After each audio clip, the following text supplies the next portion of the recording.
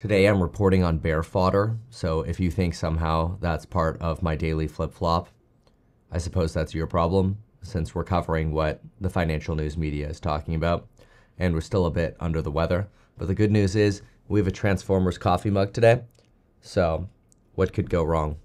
Well, the Qs could go wrong. Qs are negative today.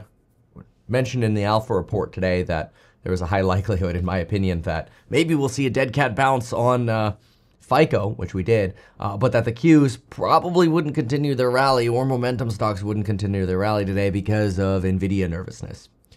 That's exactly what happened. Yesterday we were enthusiastic about CoreWeave, it skyrocketed. Today we're not so optimistic on calls, and things were a little soft. Who knows, maybe the Alpha report is driving the market, and if you want it, you should sign up before Friday. You know why. But that said, let's look at the bear fodder and get it out of the way. Of course, people are going to be a little hesitant today to get in on those YOLO weekly call options because, well, you've got to wait for NVIDIA earnings. We already talked about my expectations for NVIDIA earnings yesterday, and see that in the morning Meet Kevin report that we posted, although it was posted a little later yesterday. But anyway, the bear fodder today is that the median bear market, going all the way back to the Great Depression, is 14 months long. And during that 14-month period, there are multiple periods of climbs in markets that almost make it seem like that the reasons for a bear market don't exist. And they lull investors into what reporters call and analysts call a false sense of security. That going all the way back to the Great Depression, bear markets have witnessed an average decline of 34%. And it's extremely rare for bear markets to be extremely short. Well, this last bear market has been very short. We had a bearish market really for March and much of April, although by about the second to third week of April, we were already on sort of rebound mode. That's when we started talking trailing stops, and those have basically just been killing it because it's been going straight up. That said, enthusiasm could potentially be momentum-based. Why is that? Well, it's because remember that markets are all about, in the long term, weighing out those fundamental earnings. So Jamie Dimon from JP Morgan tells us, hey, you got to be careful. Markets are pricing in 5% earnings growth this year. That's down from the previous earnings growth of around 10% that markets were expecting for the S&P 500. But Jamie Dimon's base case scenario is 0%. Now, maybe he's just a bearish shill and you shouldn't listen to him, but if earnings actually have a mild decline, according to these analysts over at Bloomberg, a 5% decline in earnings for the S&P 500 for this year could drag the S&P 500 back under 5,000. Now, right now, the S&P 500 is trading for 5,900, which suggests that if we go to, let's say, 4,900 divided by 5,900, we have another 17% drop, but that's in a 5% mild fall scenario. What if earnings fall more than that? Are we being lulled into a false sense of complacency? After all, it's initial relief rallies like this that could lull us into investing more into markets at potentially high valuations and getting more exposed to a potential fall. Or tariffs are no factor and everything will boom again. Well, this is where we can take a look at some of the data that we've started getting over just the last few days and see some of the trends that are going on so we can kind of get an early look at, okay, well, where do we maybe sit?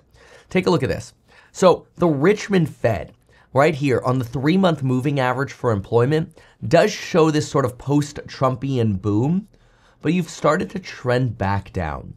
Now, it's too early to say that this fall in employment is going to be long-lasting, but I'll tell you, when you combine it with the conference board, at least the survey of consumers at the conference board, with bullishness being noted as picking up before May 12th and after May 12th, which is interesting because that was the day of the China tariff rollback, the conference board suggested that overall, people are more anxious about affordability, so prices, than job security.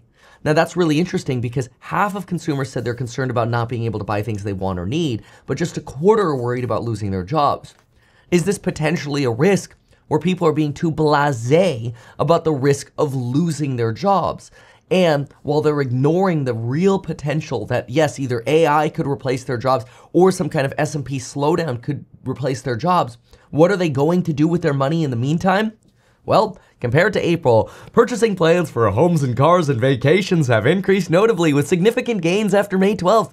Plans to buy big-ticket items, including appliances and electronics, are also up. Likewise, consumer intentions to purchase more services in the months ahead, with almost all service categories rising based on their intentions, with dining out remaining amongst one of the top spending intentions, followed by Netflix, that says streaming services, while plans to spend more on movie theaters, live entertainment, and sporting events increased the most, hugely, bigly, over the last month. So in other words, stock market back up, everybody go back to spending, and no, we're not worried about losing our jobs, everything's fine.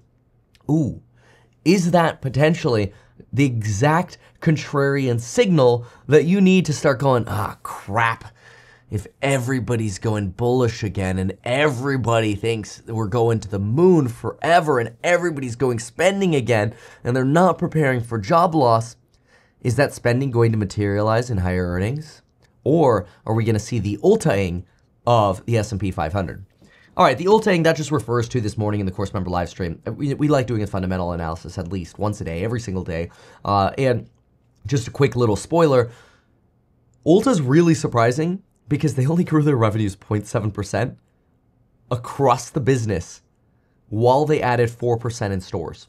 Top line revenue was up like 0.78%, which is crazy because you added 4% stores, your top line revenue only went up 0.78. Your comp sales were also only up 0.7. That's basically flat. And so it makes you wonder, is there potentially a big sideways movement to come or worse? I don't know. But the conference board, take a look at this.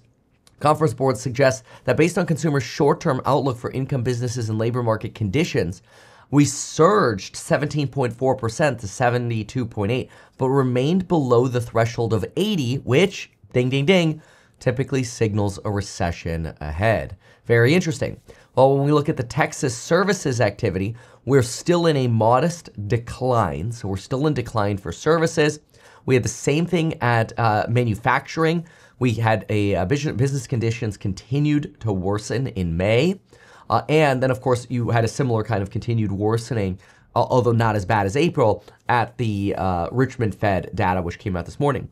So it does sort of make you scratch your head and go, oh, man, are people getting a little blasé with the stock market and risk-on attitudes? And obviously the answer to that is, of course. Of course, it's entirely possible. This is why I advocate to everybody, set trailing stops. And it doesn't have to be on your entire portfolio. I'm not saying paper hand your entire portfolio. If you're in margin, if you're in credit card debt, please set some trailing stops. Take money off the table when we have that next fall, because it's not a matter of if we're going to have the next fall, it's a matter of when. And here is some data from some folks who say, look, historically, absent the Fed bailing us out, these sort of bear market rallies don't last. Maybe this time's different. The data that we're getting still suggests both weakening and slowing, which could suggest weaker earnings by the end of the year, and we haven't seen tariff impacts yet. That said, is it possible, like we talked about yesterday, that the only reason we're seeing 27 weeks unemployed go up is because of artificial intelligence? Sure, but it's also possible it's a combination of factors. It's AI plus slower growth and weaker earnings, which could induce that recessionary cycle, which I'm most worried about. How do we get jobs out of the next recession? That's the biggest, lifetime call, I feel like, right there, is how do we actually get companies to hire again once we go through this next AI recession? That's going to suck. Anyway, if any of this makes you nervous, always remember you can diversify over to HouseHack. Get 5% on your HouseHack investment, plus all the upside in the stock after the stock converts. Learn more over at househack.com. We diversify into building, accessory dwelling units, spec houses or spec builds. In the future, we'll get into hopefully developments as well. And we deal with a lot of fixer-upper renovations. We got about 13 mil to go shopping and go developing the rest of this year. We're going to post a lot of development videos, so stay tuned for those as well. And yeah, thanks so much for considering HouseHack. Thanks for watching the video, and we'll see you in the next one. Goodbye.